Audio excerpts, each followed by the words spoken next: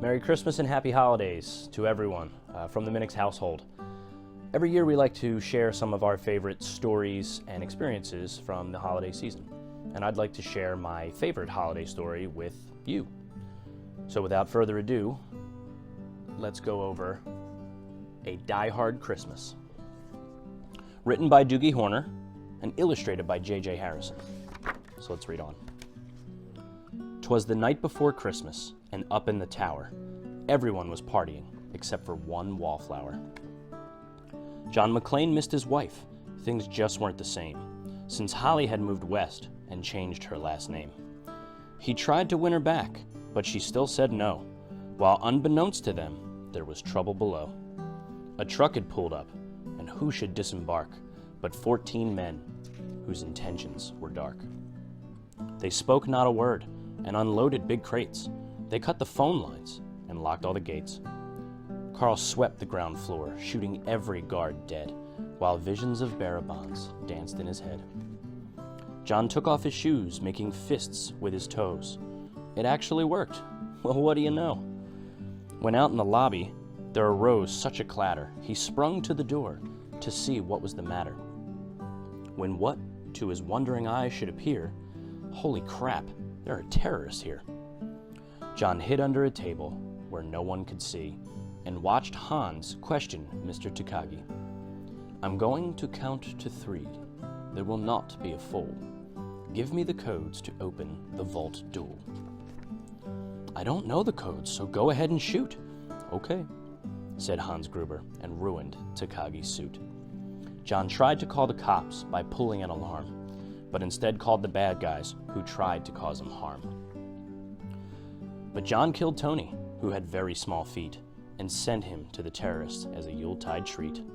He put a Santa hat on the German, and eyes all aglow, wrote, "Now I have a machine gun. Ho, ho, ho."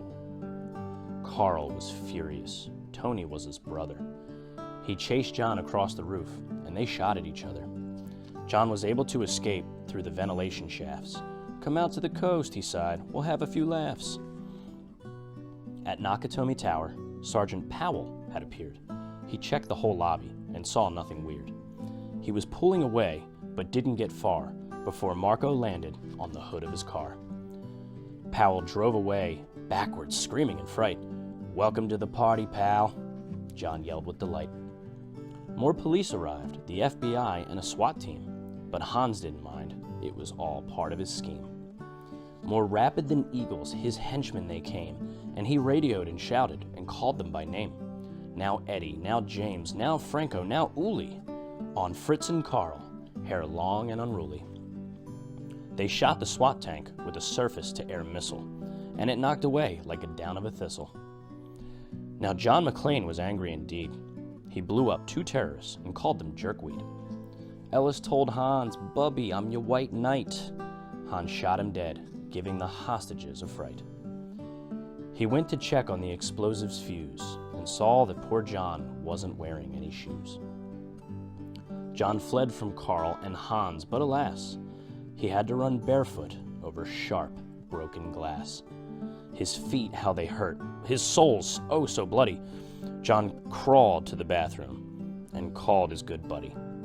John was wary and ready to throw in the towel until he got a pep talk from Sergeant Al Powell.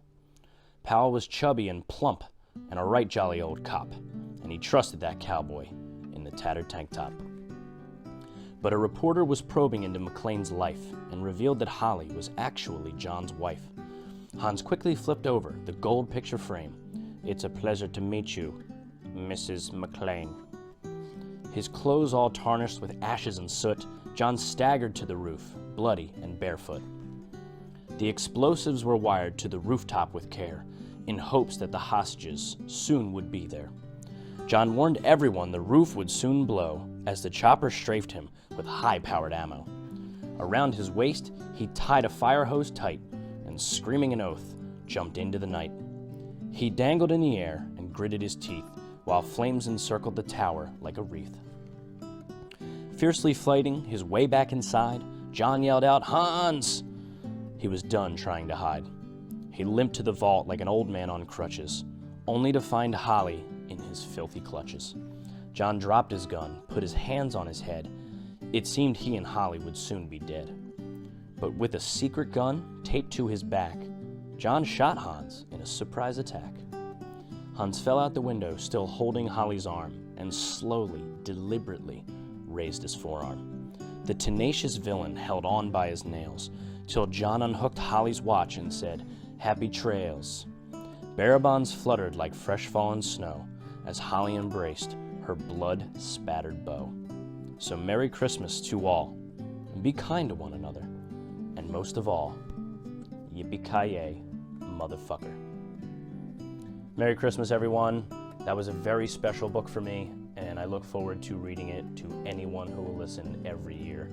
It is one of my favorite holiday stories, and a Merry Christmas and Happy Holidays from the Minix household.